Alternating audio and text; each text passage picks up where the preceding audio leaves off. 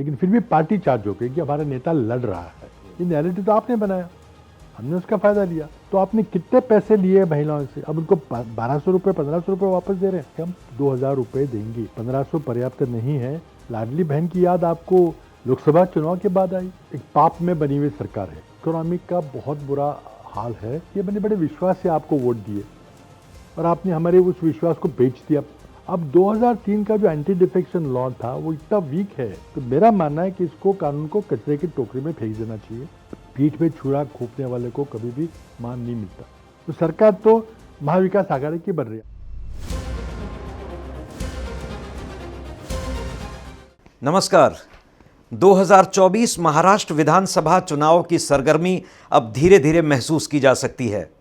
सारी political parties winning strategy बनाने के लिए ब्रेनस्टॉर्मिंग कर रही हैं। द सीएसआर जर्नल अपने दर्शकों के लिए एक खास पेशकश लेकर आया है। हमने शुरुआत की है एक प्रोग्राम की, जागो महाराष्ट्र जागो, जिसमें हमारी कोशिश होगी कि हम डिफरेंट पॉलिटिकल पार्टीज़ के लीडर्स को अपनी जनता, अपने दर्शकों से रूबरू करा सकें और उनसे सवाल कर सकें उनकी सोच और उनके विजन को लेकर। वो क्या सोचते हैं महाराष्ट्र को लेकर और वो क्या करने वाले हैं महाराष्ट्र और महाराष्ट्र की जनता के लिए अगर वो सत्ता में आते हैं। अपने इस सफ़र को जारी रखते हुए आज हमारे साथ हैं हमसे बात करने के लिए महाराष्ट्र के पूर्व मुख्यमंत्री और कांग्रेस के कद्दावर नेता श्री पृथ्वीराज चौहान। चौहान साहब, आपका बहुत बहुत स्वागत है। नमस्कार, बहुत शुक्रिया आपने यहाँ पे बुलाया। चौहान साहब, आपकी इमेज हमेशा से मिस्टर क्लीन की रही है। आज हम चाहेंगे कि आप हमारे दर्शकों को ये बताएं कि ये जो मिस्टर क्लीन इमेज आपकी है, इसने पॉलिटिक्स में आपको कितना फ़ायदा दिया है और इसका कितना नुकसान हुआ है आपको? देखिए, फ़ायदा नुकसान की बात तो वोटर्स तय करेंगे कि भाई क्या एक छवि बनी है, जनता बनाती छवि। हम खुद तो इख्तियार नहीं देते कि भाई मेरी छवि ऐसी है वैसी है। तो लोग जनता पे है कि क्या आप एक अच्छी छवि, अच्छा नेता, पढ़ा लिखा नेता चाहते हैं या फिर पैसों का खेल जो चल रहा है आजकल हम देख रहे हैं, उस टाइप का नेता चाहिए। कभी ऐसा हुआ कि अपने इतने लंबे पॉलिटिकल करियर में आप कैरिड अवे हुए, आपको लगा कि शायद थोड़ा सा आपको जो आपकी मिस्टर क्लीन की छवि है, जिस तरह आप ऑपरेट करते हैं उससे थोड़ा डिफरेंटली आपको ऑपरेट करना चाहिए, जिस तरह बाकी काफ़ी सारे आपके जो पॉलिटिकल सहयोगी हैं वो ऑपरेट करते हैं? नहीं, देखिए, मैं किसी और पे टिप्पणी नहीं करूँगा। मेरा जो कार्यकाल था, मेरे काम करने का तरीका था, मेरे पे जो संस्कार हुए हैं, पॉलिटिकल संस्कार, घर के संस्कार, अब वो हैं। अच्छे हैं, बुरे हैं, वो मैं अपने आप मैं देखता हूँ। उसका फ़ायदा मुझे बहुत हुआ है। तो और लोग क्या सोचते हैं उससे ज़्यादा, क्या मैं अपने आप से खुश हूँ कि मैं is my conscious clear? That is the question. I think I can hold my head high. जी बिल्कुल। चौहान साहब, अभी लोकसभा चुनाव हुए, हाल ही में लोकसभा चुनाव हुए और जो परिणाम आया, बहुत सारे लोगों का ऐसा कहना है कि वो अनएक्सपेक्टेड परिणाम थे। जो कांग्रेस या इंडिया अलायंस ने, जो उनकी इंडिया अलायंस की परफॉर्मेंस रही वो भी अनएक्सपेक्टेड थी और बीजेपी की जो परफॉर्मेंस रही वो भी, I think BJP as well as many others were expecting BJP to perform better.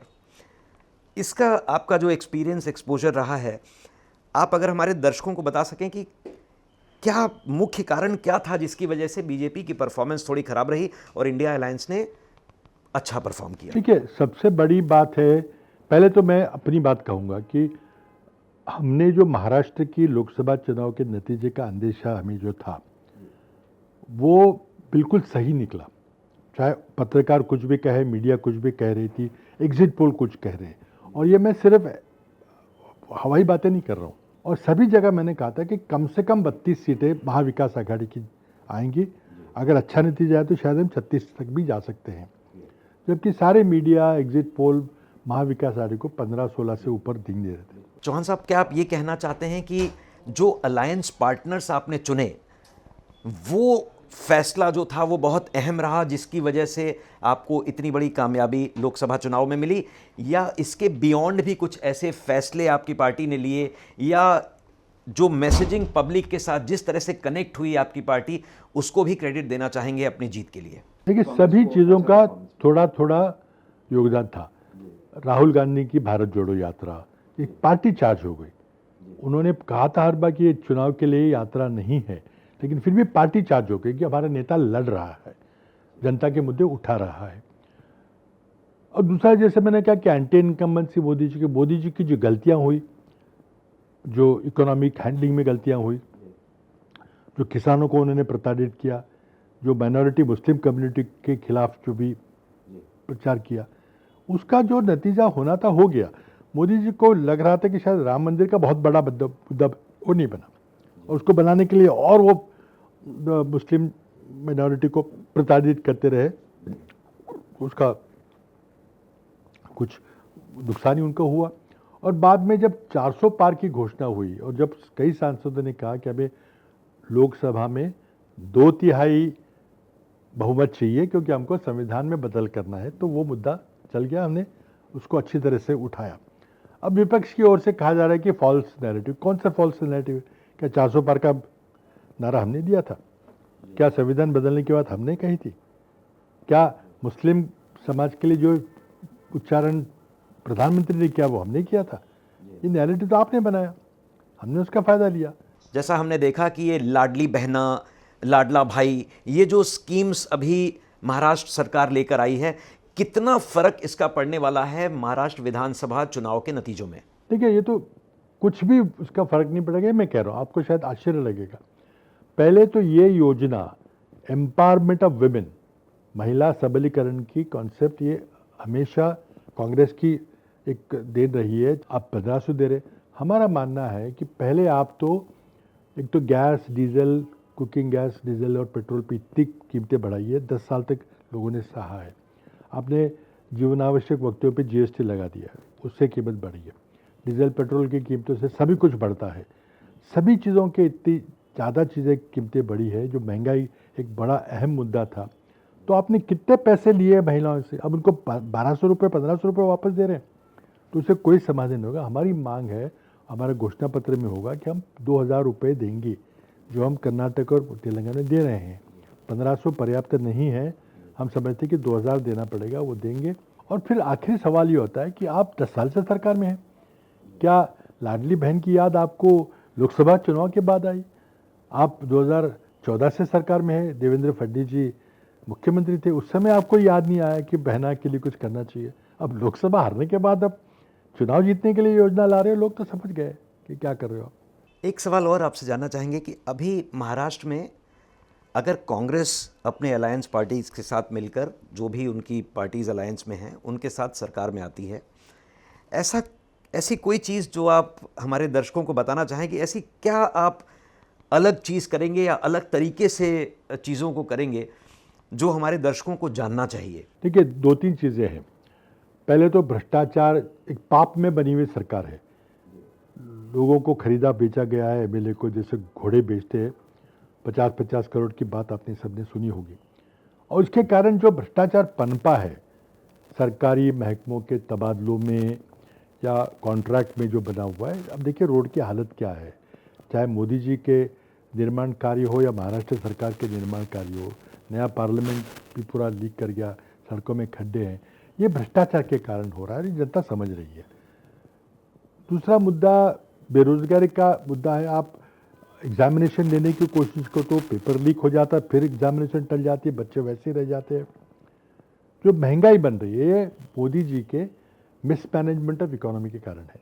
लेकिन हम उजागर करेंगे कि मोदी जी के मिसमैनेजमेंट के कारण महंगाई बढ़ रही है, उसके कारण उनको डीजल पेट्रोल कुकिंग गैस पे टैक्स बढ़ाने पड़े हैं, जीएसटी लगाना पड़ा है। ये तो आपके पास तनख्वाह देने के लिए, पेंशन के लिए पैसे नहीं है, आपने कर लगाए हैं, कर्जा वसूल किए, सरकारी कंपनियां बेच रहे हैं, फिर भी सरकार नहीं चल रही है। तो ये मोदी जी का भारत की अर्थव्यवस्था का संचालन करने में जो गलतियां हुई है, चाहे वो नोटबंदी हो, चाहे जीएसटी हो, चाहे सडन लॉकडाउन हो, कई सारी चीज़ें हैं।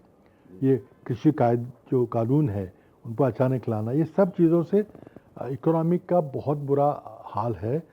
क्या विधानसभा चुनाव में अभी कांग्रेस किसी एक चेहरा जो मुख्यमंत्री का फेस होगा, इस तरह से किसी एक लीडर को आगे रखकर चुनाव लड़ने वाली है? अभी राहुल गांधी ही रहेंगे, उनके नाम पे चुनाव लड़ा जाएगा और ये फैसला बाद में होगा कि अगर कांग्रेस जीती है तो यहाँ मुख्यमंत्री कौन है? देखिए, राहुल गांधी तो हमारे राष्ट्रीय नेता है, वो प्रधानमंत्री बनने के हमारे उम्मीदवार है जब भी सत्ता बदल होगा। महाराष्ट्र में तो कोई और मुख्यमंत्री बनेगा, तो सरकार तो महाविकास आघाड़ी की बन रही है। आपने जैसे सही कहा कि चेहरा कौन होगा, चेहरा हम पहले नहीं तय करते, चुनाव जीतने के बाद ही चेहरा तय होगा। लेकिन एक बात निश्चित है, एक बात तय है कि 10 साल के विपक्ष में बैठने के बाद सरकार इस महायुति के एकनाथ शिंदे सरकार से उब गई है। देवेंद्र फडणवीस सरकार पहले थी और इस भ्रष्टाचारी सरकार को लोग सजा देंगे। जिन विधायकों ने 50-50 करोड़ पे सौदा किया है उनको घर बिठाएंगे और महाविकास आघाड़ी की सरकार यहाँ बनेगी। आपको लगता है पिछले 5 सालों में जो भी पॉलिटिकली जो कुछ भी महाराष्ट्र में हुआ है, पूरे देश में अगर आप देखिए तो काफ़ी नेगेटिव चर्चाएं होती रही हैं। जो भी यहाँ दल बदल हुआ, पॉलिटिक्स में 2 शिवसेना हो गई, 2 एनसीपी हो गई, तो ये सब पहले कभी हुआ नहीं था। तो काफ़ी अगर आप देखिए देश में नेगेटिव चर्चा बहुत ज़्यादा रही है। क्या ये कहना गलत होगा कि महाराष्ट्र की जनता कहीं ना कहीं ये महसूस कर रही है कि उसके साथ धोखा हो रहा है? देखिए, ये तो बिल्कुल निश्चित रूप से महाराष्ट्र की आम जनता ये सोच रही है कि मैंने बड़े विश्वास से आपको वोट दिए और आपने हमारे उस विश्वास को बेच दिया 50 करोड़ में, 40-50 जो भी नंबर होगा। तो ये तो भावना बड़ी लेकिन ये तो कांग्रेस भी करती रही है। ऐसा नहीं है कि कांग्रेस से लोग नहीं शिफ्ट हुए हैं। शिफ्ट होना अलग बात है। देखिए, इसका सबसे बड़ा दोष मानता हूं मैं जो एंटी डिफेक्शन कानून है। अब 2003 का जो एंटी डिफेक्शन लॉ था वो इतना वीक है, इतना गलत तरीके से उसको लेजिस्लेट किया गया है कि आपने देखा कि कोई भी दल बदल नहीं रुका। ना शिवसेना के टूट के समय दल बदल रुका, ना एनसीपी के टूट के समय दल बदल रुका। तो मेरा मानना है कि इसको कानून को कचरे की टोकरी में फेंक देना चाहिए। तो अब देखिए, इसके चलते लोग तो महाराष्ट्र की जो छवि खराब हुई है, देखिए कोई भी विश्वासघात को सम्मान नहीं देता। पीठ पे छुरा खोपने वाले को कभी भी मान नहीं मिलता। तो यहाँ हो ही नहीं सकता।